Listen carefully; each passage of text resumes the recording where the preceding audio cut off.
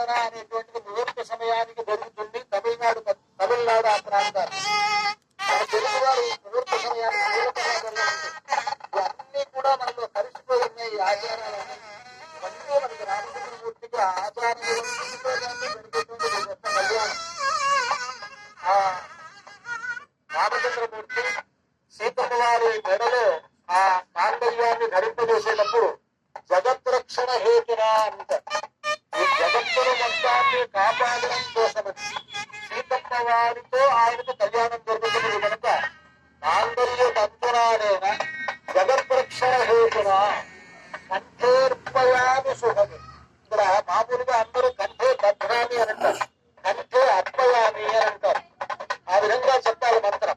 కంఠేర్పయామి శుభము సంజీవ శరదాం శతంతో ఆ మాంగళ్య మంత్రాన్ని పఠిస్తూ సీతమ్మ వారి మెడలో రామచంద్రమూర్తి అర్పించేటువంటి సన్నివేశాన్ని ఇప్పుడు మనం చూడబోతూ ఉన్నాం.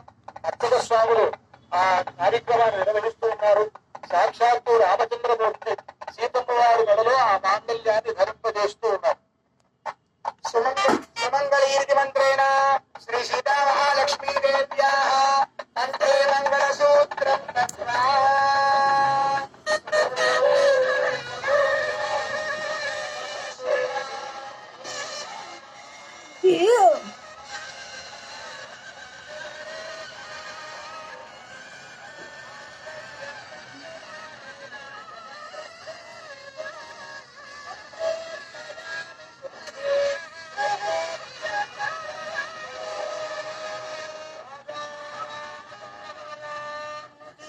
జై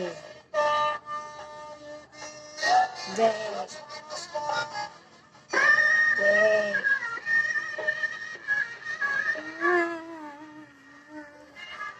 రాముల కళ్యాణం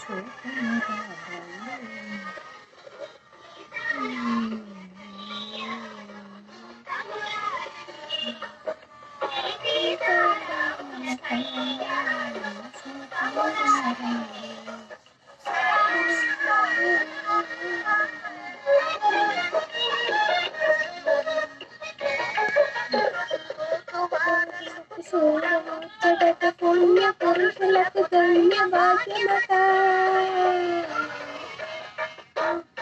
వారికి పుణ్య పురుషులకు ధన్య భాగ్యమట ప్రథమట